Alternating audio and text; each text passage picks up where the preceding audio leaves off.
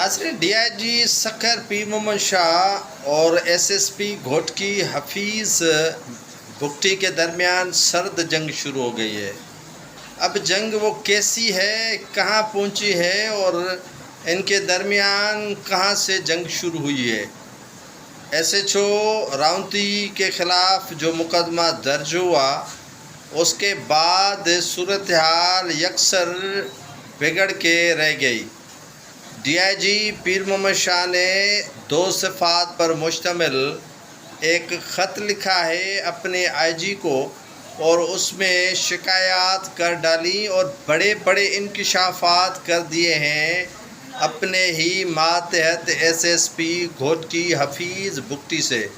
हफीज़ भुगटी के हवाले से उन्होंने अपने IG को यानी DIG सखर पी मोहम्मद शाह ने 2 सिफ़ात पर मुश्तमिल ख़त में लिखा है कि SSP जो घोटकी हैं वो तो डाकुओं से मिले हुए हैं।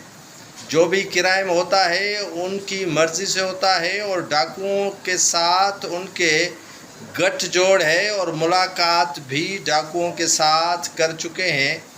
ये मुझे जवाब दें कि वो डाकुओं के साथ क्यों मिलते हैं और उनके साथ इनके ताल्लुकात क्यों हैं, इसका जवाब चाहिए। अब IG सिंध को जो 2 सिफ़ात पर ख़त लिखा गया है वो यकीनन एक बड़ा चार्ज शीट है एक SSP के ख़िलाफ़। एक ही महकमे में 2 बड़े अफसरान की सर्द जंग शुरू हो गई है और इसी में घसीटा गया है अब्दुल जो शकूर हैं लाखों SHO राउंती उसे।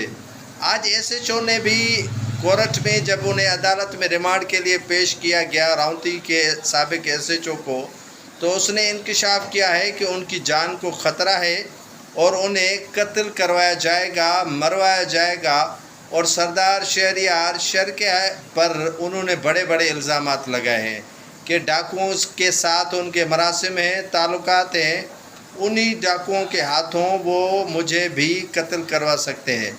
अब ये बात जो DIG सखर कर रहे हैं वही बात SHO राउंती जो हैं वो अब्दुल शकूर लाखों कर रहे हैं और अब्दुल हफीज़ जो भुगटी हैं वो SSP घोटकी हैं। उन्होंने SHO जो राउंती था उन पर ATC की FIR दर्ज करवाई है कि ये डाकुओं के सहूलतकार हैं और डाकुओं की सहूलतकारी की वजह से सरदार शहरियार शर पर हमला हुआ है और उनके 2 से 3 साथी कत्ल हुए।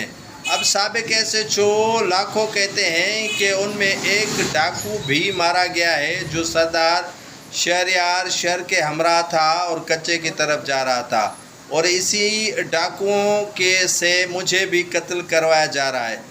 अब IG क्या इस मामले का नोटिस लेते हैं, अब IG क्या इस मामले की तहकीकात करेंगे, अब ये इंतज़ार रहेगा। बहरहाल DIG सखर और SSP घोटकी के दरमियान अब चोटी की जंग छिड़ चुकी है और जंग ये कहाँ ऊँट किस करवट बैठेगा इसी का आवाम को इंतज़ार है।